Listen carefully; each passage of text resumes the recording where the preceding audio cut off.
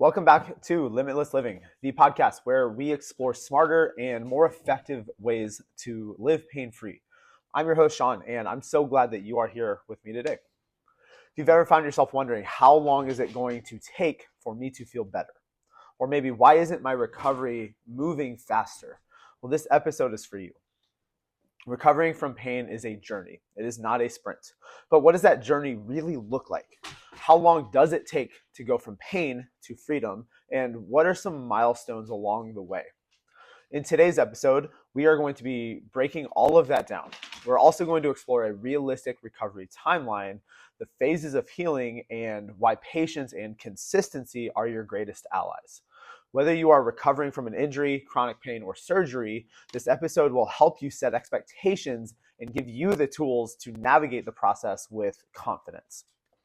So let's get started on your journey from pain to freedom. We're going to start by redefining recovery. Many people think of recovery as a straight line, a linear process, something like climbing a staircase where each day is better than the previous.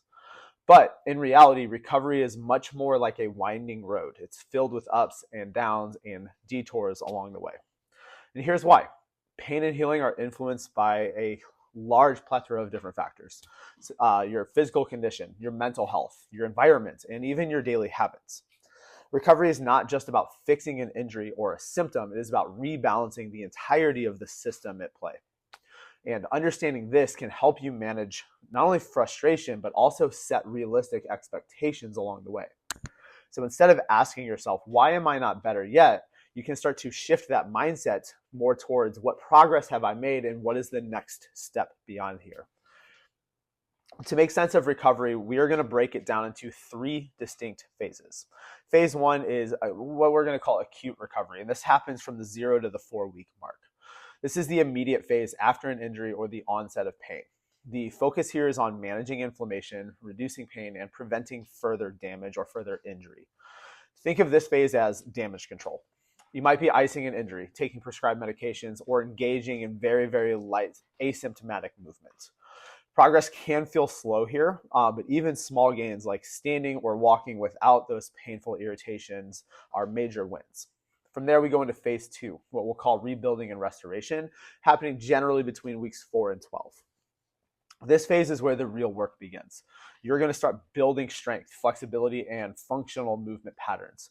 You may work with a physical therapist or a highly specialized coach like myself. You'll be engaging in targeted exercise and gradually returning to some more normal activities, some day-to-day things. The key here is balance, okay? Pushing yourself just enough to progress without overdoing it or exceeding your capacities, okay? Here, you're going to expect some setbacks. It is normal to feel like you are taking one step forward and 2 steps back at times, okay? Phase 3, long-term resilience. We're going to say month 3 to 12, okay? And this final phase is about long-term healing and preventing future issues. This is where you're focusing on consistency, whether that's maintaining your exercise and your training routine, improving your posture, or addressing lifestyle factors like stress or sleep. By the end of this phase, you should feel stronger, you should feel more mobile, and you should feel more confident in your body and what it is capable of. Now, you might be wondering, why do some people recover faster than others? And there are several factors at play here, including your age. Younger bodies are going to tend to heal faster, but that doesn't mean that older adults can't. They can still make tremendous progress with the right approach. We also need to look at and address severity of the issue. Okay, a minor sprain is going to heal faster than a major surgery or a chronic condition. We also need to look at consistency. The reality is that recovery requires commitment. Skipping exercises or not following a plan is going to delay progress. We also want to address mindset.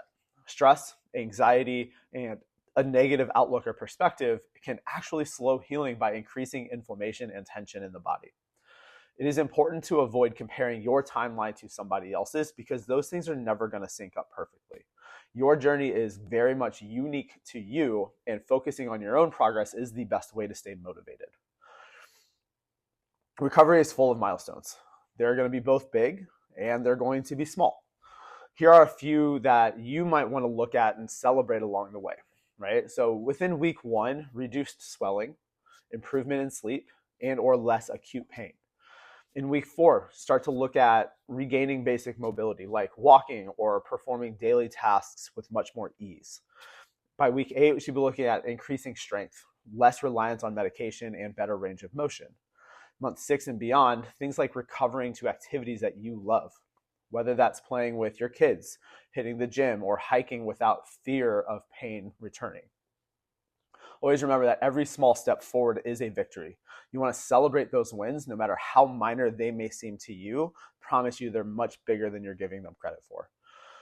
Now let's talk about how to stay consistent and motivated throughout this recovery process. Number 1, you want to track your progress. Keeping a journal or using a recovery app to log your pain levels, your mobility, and your milestones. Seeing progress over time can be incredibly motivating. Number 2, you want to build a support system, whether it's a physical therapist, a coach, or a supportive friend. Having someone to guide and encourage you can make all of the difference here. Number 3, you want to set small but very achievable goals. Instead of focusing on this big macro picture, you want to break that recovery process into much smaller steps. For example, aiming to stretch for 5 minutes a day or increase your walking distance by half a block each week. Number 4, you want to prioritize rest and nutrition. Recovery is hard work, and your body needs fuel and downtime to heal. You want to focus on a nutrient-rich diet, and you want to get plenty of sleep. 7 to 9 hours is ideal. 8+ is where I would shoot for. Number 5, you want to stay patient and you want to stay kind to yourself. Again, remember, progress takes time. And on tough days, remind yourself that healing is a journey and you are doing, in fact, the best that you possibly can in this moment. Now, I also want to kind of share a story here, right? So I want to share a story about one of my remote clients, James. After a rotator cuff injury, James was frustrated with his slow progress. He had expected to be back to full strength in just a few months, but his reality was very, very different. Together, we had created a customized plan focused on slow and steady progress. By month 3, James was back to lifting his weights again. By month 6, he was back to playing golf, his sport of choice, pain-free. Now, James' recovery wasn't quick, but it was effective, and that's what counts. And you also want to understand that quick is all about perspective, right? If James had expected to, be back to golf in 12 months and he got there in 6, that's pretty damn quick, right? But back to James, his patience and his consistency had paid off in a huge and spectacular way, okay? Now, if you're on your own recovery journey, I want you to remember this. Healing is not about speed, it is about sustainability. If you're ready to take your recovery to the next level, I would love to help you.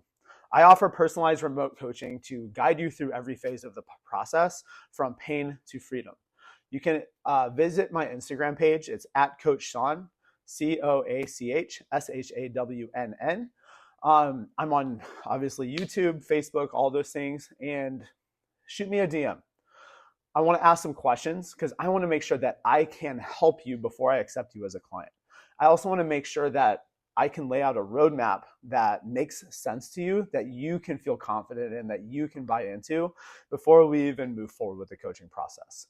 So shoot me a DM. Let's book a free, no strings attached 15-minute Q&A so that we can provide some clarity and guidance around this. I'm looking to make a plan that works for you and gets you back to living your life on your terms. So until next time, this is Shawn, reminding you that recovery is a marathon. It is not a sprint. However, the finish line is so worth it. Stay strong, stay focused, and I'll see you in the next episode.